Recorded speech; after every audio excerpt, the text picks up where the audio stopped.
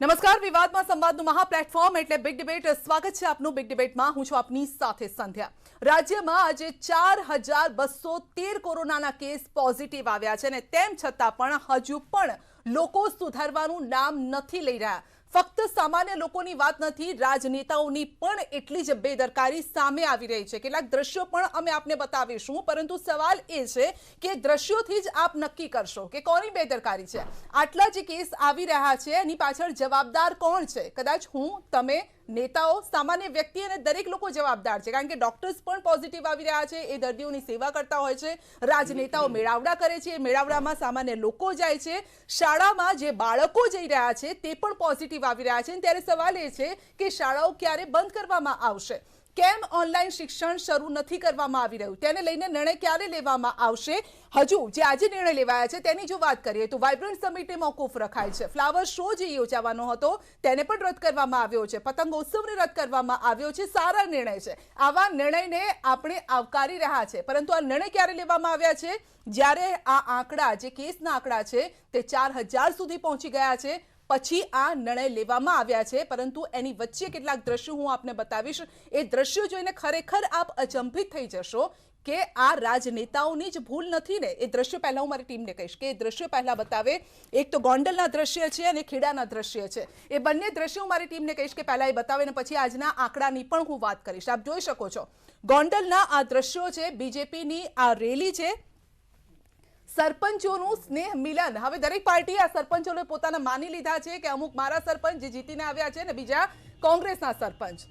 અને આ તમામ જે સરપંચોનું આ સ્નેહ મિલન રેલી ઉત્સવ ઉજવવામાં આવી રહ્યો છે. ભાઈ, લોકો અહીંયા કોરોના પોઝિટિવ થઈ રહ્યા છે ને ઉત્સવ ઉજવવામાં આવી રહ્યો છે. બીજી લહેર વખતે પણ આવા જ દ્રશ્યો આવ્યા હતા ને જેના કારણે કોરોનાના કેસીસ વધ્યા હતા. ફરી એક વખત આ રાફડો ફાટી રહ્યો છે અને લોકોએ ચિંતા કરવાની જરૂર છે. નેતાઓએ પણ સુધારવાની જરૂર છે. આ ભીડ ભેગી કરવાની જરૂર નથી. આ બંને દ્રશ્યો કોઈ એક પાર્ટીની વાત નથી. અહીંયા આપ જોઈ શકો છો બીજેપી અને કોંગ્રેસનું ખેડામાં સંમેલન હતું. ત્યાં પણ ભલે ખુરશીઓ થોડી દૂર દૂર રાખવામાં આવી છે, પરંતુ જોઈ શકો છો કેટલી ભીડ છે. આને સોશિયલ ડિસ્ટન્સ તો કોઈ જ રીતે ન કહી શકાય.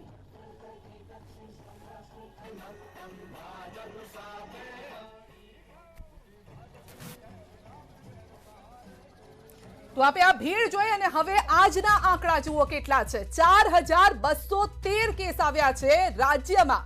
અમદાવાદમાં 2000ની નજીક પહોંચ્યા છે આ કેસ. સુરતમાં 1000નો આંકડો વટાવી ચૂક્યો છે.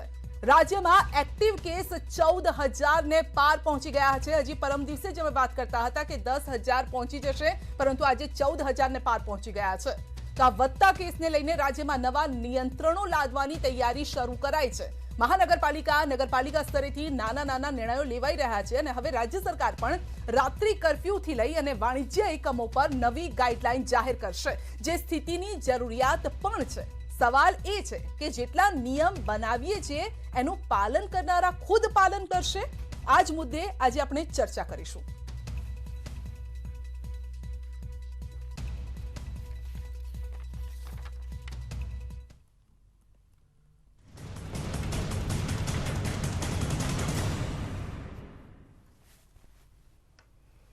તો નિયંત્રણનો ડોઝ ક્યારે? રસીના 2 ડોઝ તો લઈ લીધા. મેં તો ક્યારના લઈ લીધા છે. તમારામાંથી પણ લગભગ મોટા ભાગના લોકોએ લઈ લીધા હશે. પરંતુ સવાલ એ છે કે આ નિયંત્રણનો ડોઝ ક્યારે અપાશે?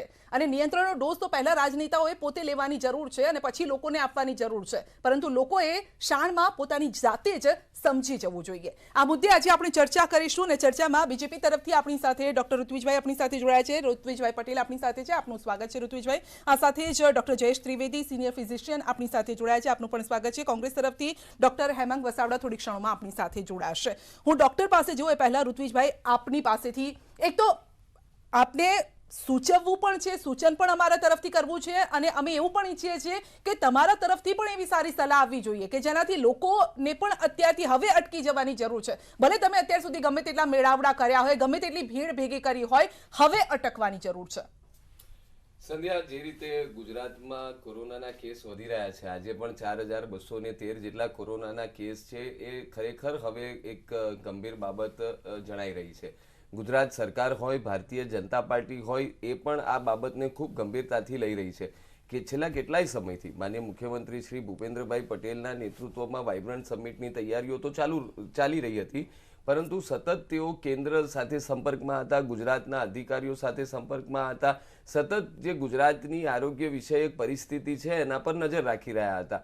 માનનીય વડાપ્રધાન શ્રી નરેન્દ્રભાઈ મોદીજીનું પણ સતત માર્ગદર્શન સમગ્ર પરિસ્થિતિને લઈને ગુજરાત સરકારને મળી રહ્યું છે.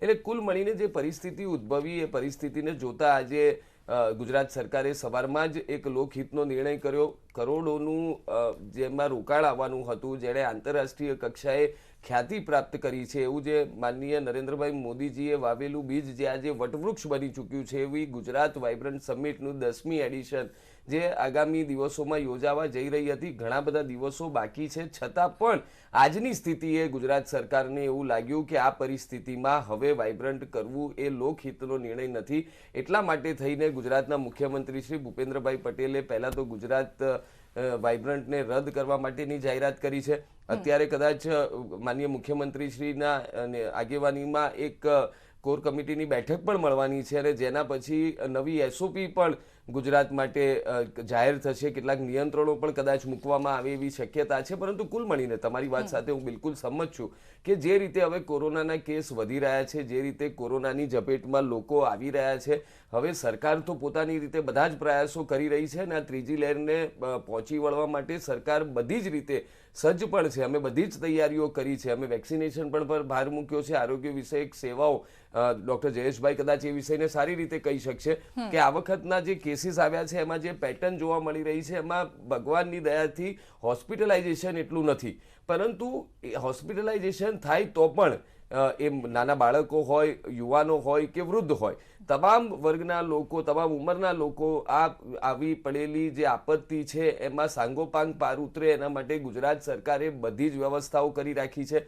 ભારતીય જનતા પાર્ટીની વાત કરું તો આદરણીય CR પાટીલ સાહેબના નેતૃત્વમાં સ્વાસ્થ્ય સ્વયંસેવકો અમે સમગ્ર ગુજરાતમાં 2 લાખ જેટલા બનાવ્યા છે. એ ટીમ પણ એક્ટિવેટ થઈ ગઈ છે. એ ટીમ પણ લોકોની વચ્ચે જઈને વેક્સિનેશનથી માંડીને તમામ પરિસ્થિતિઓને પહોંચી વળવા માટે સજ્જ છે. પરંતુ ફરી એકવાર હું કહું છું, આપના ચેનલના માધ્યમથી ગુજરાતના લોકોને કહું છું કે જે માનનીય નરેન્દ્રભાઈ મોદીજીએ આપણને કહ્યું છે એ પ્રમાણે 2 ગજ કી દૂરી, માસ્ક અને સેનિટાઇઝેશન આ ત્રણેય વસ્તુ પર ભાર મૂકીને આપણે આવનારી કોરોનાની જે કંઈ પણ ત્રીજી લહેર છે એનાથી બચવું જોઈએ અને બિલકુલ સોશિયલ ડિસ્ટન્સિંગ જાળવવું જોઈએ, હું મારું વ્યક્તિગત માનવું છે. બિલકુલ બિલકુલ આપે એ વાત કરી છે એ બહુ સાચી વાત છે, પણ સવાલ હજુ પણ એ છે ડોક્ટર જયેશ, સવાલ એ છે કે આવી પડેલી આફત છે કે આપણે જો નોતરી છે? કારણ કે હજુ જો આપણે જોઈએ તો ફ્લાઇટ્સ આજે જ આપણે વાત કરીએ ઇટલીથી પંજાબ પહોંચેલી, અમૃતસર પહોંચેલી જે ફ્લાઇટ 191 લોકો એમાં સવાર હતા, 125 પોઝિટિવ આવ્યા છે. આપ સમજી શકો છો એક સાથે આ કેટલો મોટો આંકડો છે. એ તમામ લોકો કેટલા લોકોને મળ્યા હશે, કેટલા લોકોને સંક્રમિત કર્યા હશે અને આવા દેશમાં અમદાવાદમાં જ કેટલી ફ્લાઇટ આવી રહી હશે આવી, તો એને કેમ હજુ પણ આપણે ત્યાં કેમ નિયંત્રણ નથી મૂકી શકતા? સંધ્યાબેન, આ પાન એન્ડેમિક જ થઈ ગયેલી છે. તમે જુઓ તો ઓલ ઓવર વર્લ્ડમાં વૈશ્વિક બીમારી જેને કહીએ એ ટાઈપનું થઈ ગયું છે. અને જે ઓમિક્રોન એની જે વેરાયટી છે અત્યારે જે ચાલે છે maximum UK, US, Italy, Australia, European countries, Asian countries, બધી જગ્યાએ એનું પર્સન્ટેજ વાઇઝ તમે જોવા જશો તો એ 80 to 90% પેશન્ટ્સ જે ઓમિક્રોન પોઝિટિવ છે. ઇન્ડિયાની અંદર બી ઓમિક્રોન ધીમે ધીમે વધતું જાય છે, પણ એનો જે પ્રોગ્રેસ છે એ બહુ ફાસ્ટ છે. જે આપણે પહેલા બી વાત કરી હતી કે ડેલ્ટા કરતાં એનો પ્રોગ્રેસ 7 to 8 ટાઈમ્સ વધારે ફાસ્ટર છે. અને આપણે જે વાત કરી એ પ્રમાણે બહુ જ સાચી વાત છે કે આપણે સોશિયલ ડિસ્ટન્સ માનતા નથી. અમુક પોલિટિકલ પાર્ટીઝ, કોઈનું નામ નથી દેતો, પણ એ લોકોએ જ્યારે વેક્સિનેશન ઇન્ડિયાની અંદર ચાલુ કરી ત્યારે વેક્સિનેશનને ઇનહિબિટ કરવા માટે, પોલિટિકલ ગેઇન્સ લેવા માટે કે આ અમુક પાર્ટીની વેક્સિન છે એ ના લેવાય, બીજા બધા કેટલા બધા એ વસ્તુ આવી ગયેલા કે અમે નથી લેવાના, તમે ના લેશો, આમ છે, ભ્રમણાઓ ફેલાવવામાં આવી હતી. એટલી બધી ધૃણા ફેલાઈ અને એને કારણે આપણો વેક્સિનેશનનો રેટ બહુ ઓછો કરવા માટે પ્રયત્ન કરવામાં આવ્યો હતો. તો અત્યારે આપણે જે સિચ્યુએશન ફેસ કરી રહ્યા છીએ પાર્શિયલી એ બી જવાબદાર છે, પણ માત્ર પોલિટિકલ પાર્ટીઝ કે માત્ર ગવર્મેન્ટનું નથી. આ આપણી પોતાની નૈતિક જવાબદારી છે. તમને જ્યારે ફર્સ્ટ ડોઝ અપાયો હોય, સેકન્ડ ડોઝ લેવો એ કમ્પલસરી છે, ફરજિયાત છે ને એના વગર કોઈ બેનિફિટ 50%થી વધારે થતો નથી.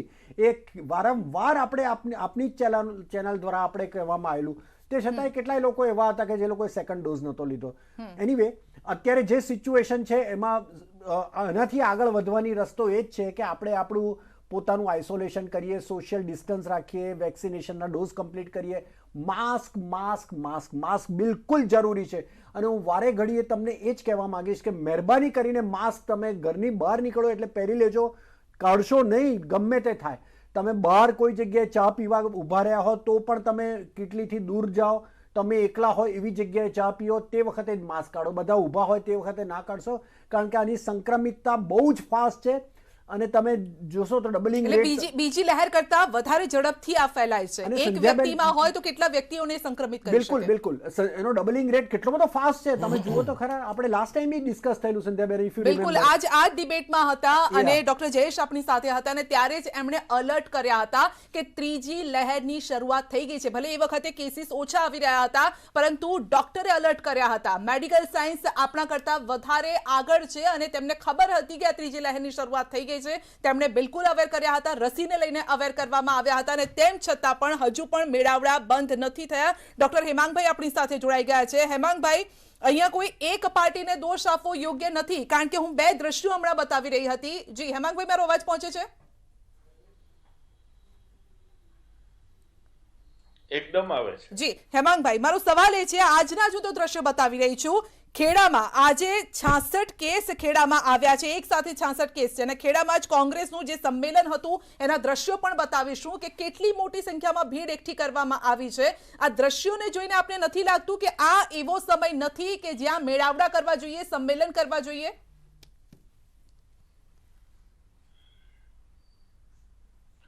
સંધ્યા મેડમ, અત્યારે જે રાજકારણનું સ્તર છે, જે રીતે રાજકીય નેતાઓના મગજમાં આખી વાત બેસેલી છે,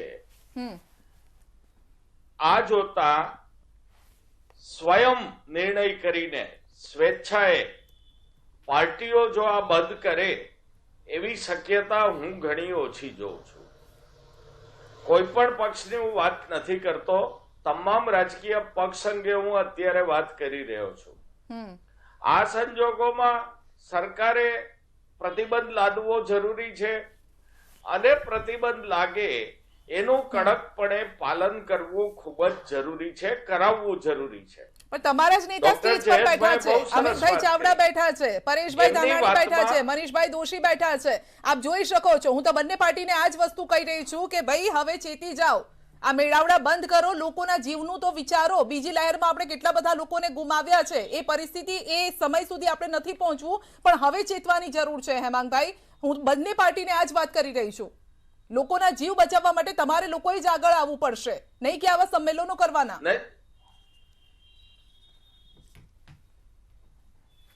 આપ જેમ મેડમ વાત કરો છો, હું પણ એ જ રીતે વાત કરું છું. તમામ રાજકીય પક્ષો, નાનો હોય કે મોટો હોય, એને હાલ પૂરતું એટલીસ્ટ જાન્યુઆરી એન્ડ સુધી તો તમામ જાહેર કાર્યક્રમો બંધ કરી દેવા એકદમ જરૂરી છે. મેં મારી પાર્ટી લાઈનમાં આજ બપોરે જ આ વાત કરી છે અને હું આશા રાખું છું કે અમારા નેતાઓ આ વાત માનશે, કારણ કે દિલ્હીથી યુપીમાં કોંગ્રેસે જાહેરાત કરીને રેલીઓ બંધ કરવાની જાહેરાત ઓલરેડી કરી દીધી હતી અને કદાચ કોંગ્રેસ પહેલો પક્ષ હતો કે જેણે આવી જાહેરાત કરી છે.